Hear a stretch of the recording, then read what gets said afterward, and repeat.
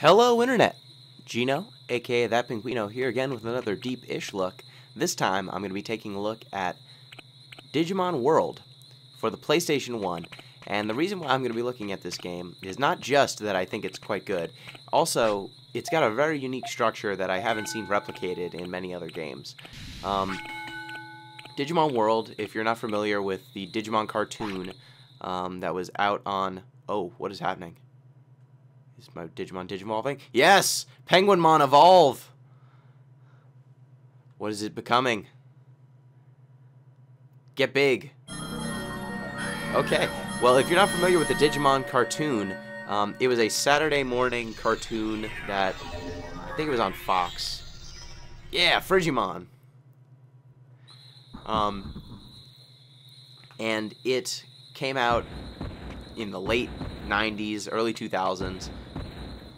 And so the show followed a bunch of kids in the digital world raising Digimon. It was like Pokemon, and on top of just the cartoon show, it also had a very unique little toy. It was a Tamagotchi that came out alongside of it.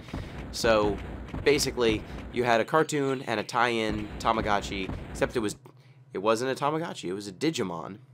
And unlike Tamagotchi, which you would raise and all that stuff, Digimon could also fight and kill, which was the differentiator.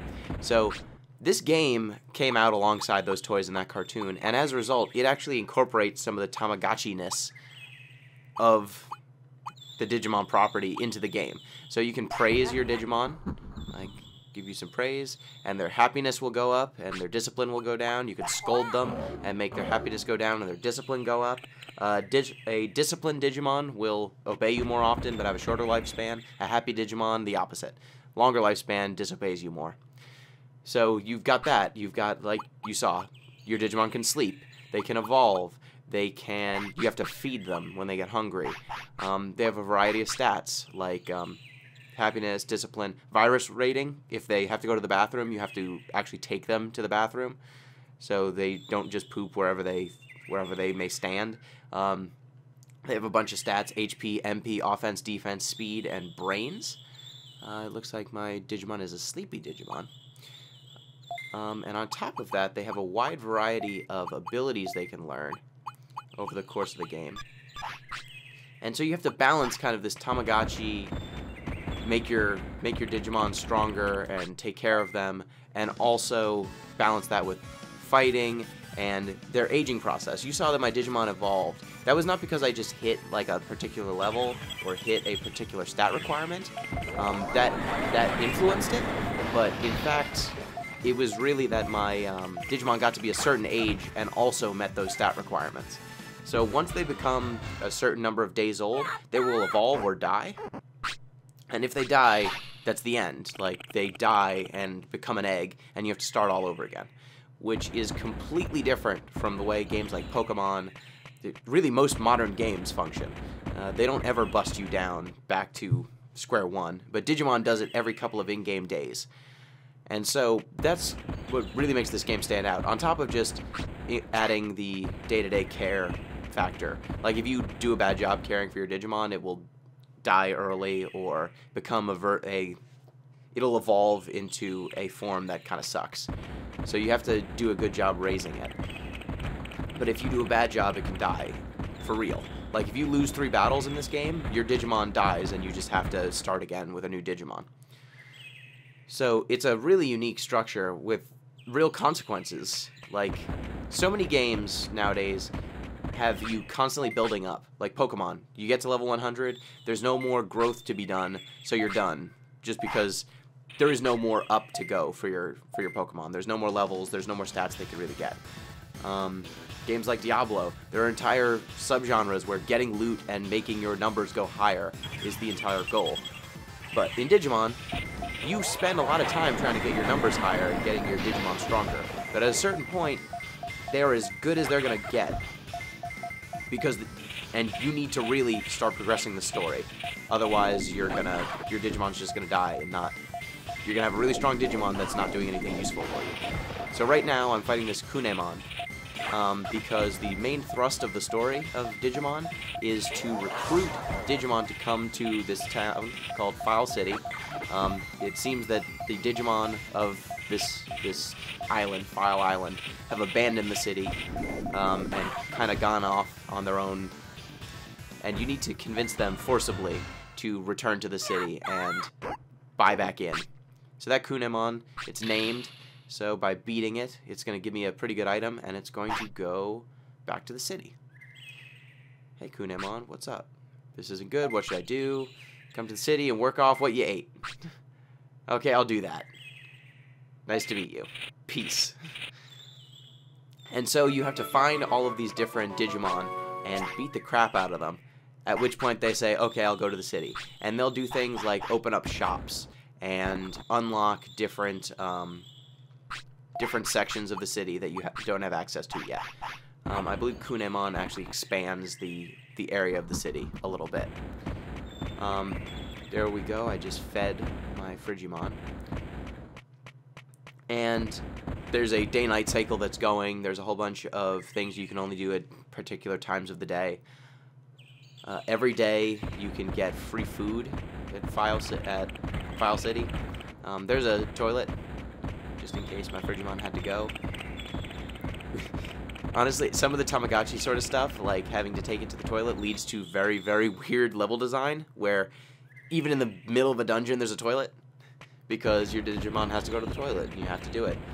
It leads to a bunch of weird items, like there's a porta-potty item. Also, because you have to go venture out into these places, there's a lot of vending machines and stuff everywhere, because you need to buy healing items and stuff like that while you've got a chance. So they've spread vending machines, they've spread shops, they spread training apparatus.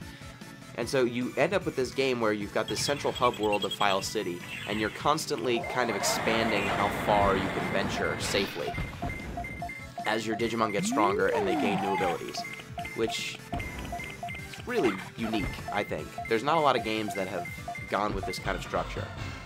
Just in terms of, you know, exploration around a central hub world. There's not a lot of real guidance, which is a problem with this game. You just kind of have to explore and figure out, you know, what you're doing one step at a time. And it's very easy to walk into battles that you don't know that you're not ready for until you're in the middle of it and your Digimon's dying and you're out of recovery items. But it also leads to a sense of exploration that is really unique. It's not like Pokemon where there is one finite path and you have to walk that path. Digimon World is a lot more freeform. And so you've got this mixture of kind of Tamagotchi care. You've got training, you know, getting your stats right so that your Digimon can digivolve. And then you've got this life cycle that's happening the entire time, where the cycle's repeating itself. And like I said, losing your Digimon when you got it exactly the way you want it, really sucks. But it also encourages you to use a whole bunch of different Digimon that you wouldn't ordinarily. Like in Pokemon, most of the time, you find your group, you'll use your starter Pokemon, you'll probably catch a bird Pokemon early on that's pretty good, and you'll hang on to that. What up, Penguinmon? What'd you do? I ate some plants. Oh, you opened up the path. You need to kind of, in Pokemon, you're going to find your groove, and then you're probably going to keep 2 or 3 Pokemon from your starting party for almost the rest of the game. In Digimon World, that's not really a thing that you do, because your Digimon are dying and reincarnating and dying. And so, in this game, you don't just want to explore different types of Digimon and different playstyles, you have to. You have no choice in the matter. You have to start adapting when your Digimon dies. You have to start figuring out, okay, now I've got to do everything over. What am I going to do? I need to get back up to the point where my Digimon is strong enough to go into the stronger areas and not get immediately killed. So it's a very different structure, and I think if it's not great, it's definitely different, and there are elements of it that are worth salvaging and worth carrying forward. Like, your Digimon has to poop. That's kind of funny. This snowman needs to poop. yeah, so Digimon World it really sticks out. Like, even the later Digimon World games, Digimon World 2 and 3, it did away with a lot of this structure. Digimon World 1 is the only one that plays like this, to my knowledge. And so it's really a game worth seeking out. It's got a lot of interesting, unique stuff going on. The exploration, I don't know that many people have played it, but it's definitely something. There's something to this, as weird as it is. It's definitely got some cool ideas. Not perfected, and probably never were, because the sequels just basically abandon a lot of what made this game cool. But hey, maybe one of you viewers will come up with the next Digimon World, or pull some ideas from it. Tamagotchis were cool for a reason. Digimon was cool for a reason. A game that uses both of those things, it's not a bad idea. There's a whole bunch of other side content and stuff in here as well that's kind of throwaway. Like, you can fish, stuff like that. But, well, hope you enjoyed the video. Hope you enjoyed this little look at Digimon World. I personally think it's quite an interesting game, and it's definitely worth exploring. It's got ideas that are worth exploring, and that's more than some games can say. Brave Fencer Musashi. Okay, Brave Fencer Musashi has a little bit to explore, just not that much. So, till next time, peace!